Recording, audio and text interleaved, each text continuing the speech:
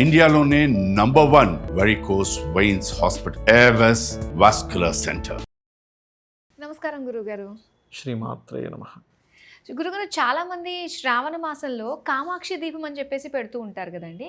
అసలు దీని వెనక ఉన్న కథ ఏంటి? ఇది ఎవరెవరు పెట్టాలి, ఎందుకు పెట్టాలి, ఎలాంటి కోరికలు ఉన్న వాళ్ళు పెట్టుకుంటే మంచిది అంటారు? కంచి కామాక్షి ఎప్పుడైనా వెళ్ళారా మీరు? వెళ్ళానండి. నేను ఒకసారి వెళ్ళానమ్మా.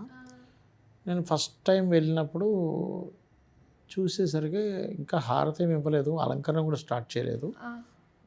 కళ్ళు రెండిట్లో గర్రం తిరుగుతున్నాయి కాబట్టి నేను షాక్ అయ్యా. బాబు ఏమిటి ఇలా ఉంది అని.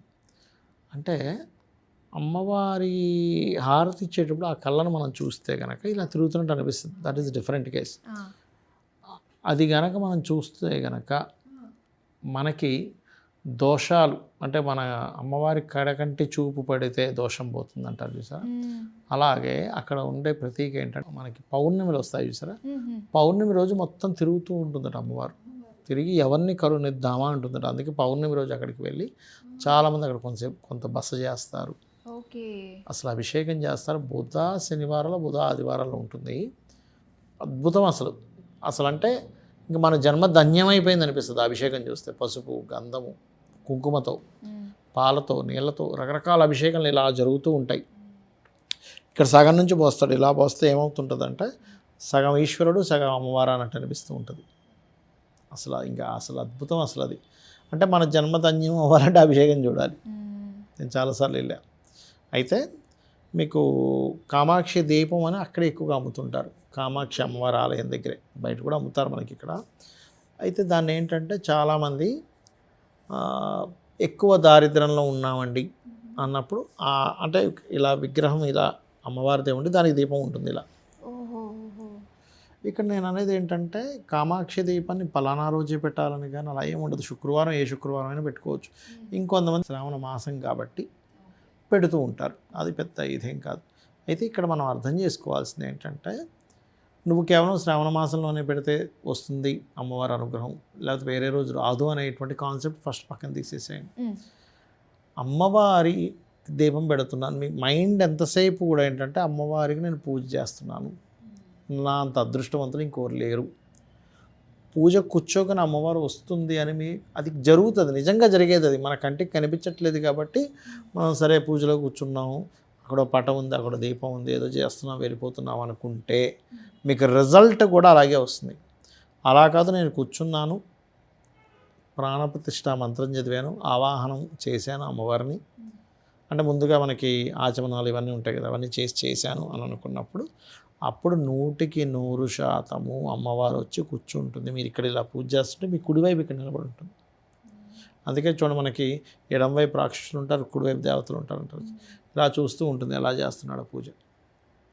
మీరు ఎలా అయితే ఎగ్జామ్ పర్ఫెక్ట్గా రాస్తే 100కి 100 మార్కులు వచ్చినట్టుగా మీ ఎగ్జామ్ లాగే అది రోజు వాళ్ళు రాసే ఎగ్జామ్ లాంటిది పూజ.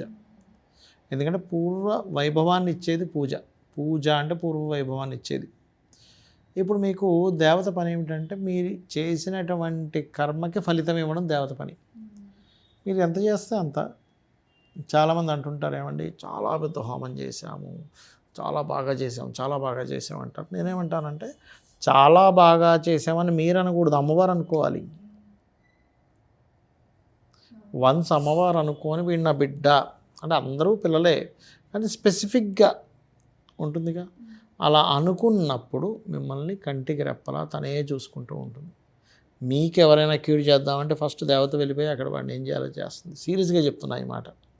మరి ఉగ్రదేవతలు ఉంటారు, ఉగ్రదేవత సాధనలు చేస్తారు. వాళ్ళు సాత్వికంగా ఉంటూ వాళ్ళు ఏదో అమ్మవారిని పూజించుకుంటూ ఉంటే వీడిని ఎవడైనా ఏదైనా చేద్దామంటే అమ్మవారు ఫస్ట్ వెళ్ళిపోతుంది అక్కడికి. ప్రత్యంగిర అనుకోండి, కాళీ అనుకోండి, చెప్తున్నా వారాహి అనుకోండి, ఇవన్నీ. అందుకే అంత తొందరగా ఉగ్రదేవత సంబంధించినవి అందరూ తీసుకోకూడదు అని అంటున్నది దానికే అంటారు అలా. కాబట్టి ఉగ్రదేవతనే కాదు, ఇప్పుడు మామూలుగా లలిత అమ్మవారిని కూడా చేస్తున్నాం అనుకోండి, అప్పుడు ఎందుకు ఊరుకుంటుంది? ఇప్పుడు మిమ్మల్ని అంటూ మాట పడతారు, మీ పిల్లల్ని అంటే మీరు పడతారా? వాళ్ళు ఏం చేశారు అని మీకు ఎక్కువ కోపం వస్తుంది మిమ్మల్ని అనేదానికంటే కూడా. అట్లాగే ఈ దేవతామూర్తిని మీరు ఒక విగ్రహమనో పటమనో భావంతో చేయకండి దయచేసి. మీకు ఒక రూపు తెలియాలి కాబట్టి దేవత అంటే ఇలా ఉంటుందని తెలియడం కోసం మీరు పెట్టుకుంటున్నారు. కానీ 100% అక్కడికి వస్తుంది. ఇంకా అందులో ఎటువంటి సందేహం లేదు.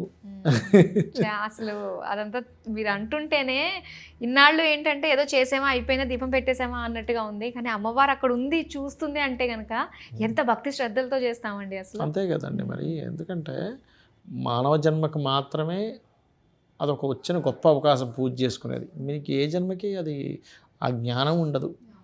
ఏదో పూర్వజన్మలో మనకి గజేంద్ర మోక్షంలో చెప్తుంటాడు, పూర్వజన్మ వల్ల ఆ గజేంద్రుడికి అప్పుడు విష్ణువుని అంటే ఎవరు నన్ను రక్షించాలి, ఆ మూలం ఎవరైతే పరమాత్మ రక్షించాలనేటువంటిది ఉంటుంది. అదేవిధంగా ఆ మొసలి కూడా పూర్వజన్మల్లో ఒక గంధర్వుడు ఒక అతని సాధువు యొక్క కాలు పట్టుకోవడం వల్ల వాడు ముసలి జన్మ ఎత్తాడు అంటూ ఉంటారు. అలా ఏంటంటే పూర్వజన్మ వాసన వల్ల ఒక పక్షికి కూడా రావచ్చేమో, కానీ కంప్లీట్గా వచ్చేది ఎవరికంటే మానవ జన్మకి. అది కూడా ఈ భూమి మీదే, వేరే లోకాల్లో ఉండదు. ఎందుకంటే మనకి యక్షులు, గంధర్వులు, కొంతమంది దేవతలు, ఋషులు వీళ్ళందరూ కూడా మళ్ళీ భూమి మీదకి వస్తారు సాధనకి. అందుకే క్షేత్రాల దగ్గరికి వెళ్ళినప్పుడు మనకు చూడండి ఒక రకమైన ఫీల్ అనిపిస్తూ ఉంటుంది, ఏదో ఎనర్జీ. బికాజ్ ఆఫ్ వాళ్ళు అక్కడ సంచరిస్తుంటారు, మన కంటికి కనబడదు. ఇది కంచి కామాక్షి అమ్మవారి దీపాన్ని రోజు, ఇప్పుడు లేడీస్కి అయితే కొంత ఇబ్బంది వచ్చి మధ్యలో ఆగిపోతుంటుంది, కానీ పురుషులు కనుక రోజు అమ్మవారిని భక్తి శ్రద్ధలతో కనుక చేస్తే ముఖ్యంగా వాళ్ళ డిజైర్స్ నెరవేరుతాయి. అంటే ఏమీ లేదు, ఇక్కడ సింపుల్ లాజిక్ చెప్తాను చూడండి. అంటే లాజిక్ అనుకోండి, అమ్మవారి అనుగ్రహం అనుకోండి, రెండూ ఉంటాయి అక్కడ. అమ్మవారి అనుగ్రహం ఉంటుంది, లాజిక్ పనిచేస్తుంది. ఎలా అంటే రోజు దీపం పెడుతున్నారమ్మా, నాకు అది కావాలి. మీ మైండ్, మీ సబ్కాన్షియస్ మైండ్లో ఏం రిజిస్టర్ అవుతుంది, నేను ఈ పని చెయ్యాలి, నాకు ఇది కావాలి. నిరంతరం ప్రయత్నం చేస్తారు. నిరంతరం ఎప్పుడైతే ఏదైనా ప్రయత్నం చేస్తారో ఒకసారి ఫెయిల్ అయినా ఒకసారి మీకు సక్సెస్ అవుతుంది. మీరు ఎప్పుడైతే రోజు అడుగుతూ ఉన్నారో, భక్తి శ్రద్ధలతో చేస్తున్నారో, భగవత్ అనుగ్రహం అక్కడికి వస్తుంది. సో ఇక్కడ తెలియకుండానే ఇప్పుడు 40 రోజులు దీక్ష తీసుకున్నాక నా లైఫ్ బాగుందండి అంటారు చాలామంది. ఎందుకంటే 40 రోజులు నిరంతరంగా చేసినప్పుడు ఏమవుతుందంటే మనకు ఉండేటువంటి నెగటివ్ ఎనర్జీ పోవడానికి ఎక్కువ ఛాన్సెస్ ఉంటుంది. మన ఆరా చుట్టూ ఆరా ఉన్నటువంటిది. ఎందుకంటే మనకి ఏదైనా కర్మ ఉందంటే మన ఆరాతో సంబంధం కలిగి ఉంటుంది, మన షట్చక్రాలతో సంబంధం కలిగి ఉంటుంది ప్రతి గ్రహాంది. అలా ఎప్పుడైతే మనం ఒక దీక్షలో ఉండే ఉదయం సాయంత్రం స్నానం చేయడము, పూజ చేసుకోవడము, మంచి మాటలు వినడం, మంచి చెప్పడం చేస్తుంటే మన ఆరాలో చేంజెస్ వచ్చేస్తాయి.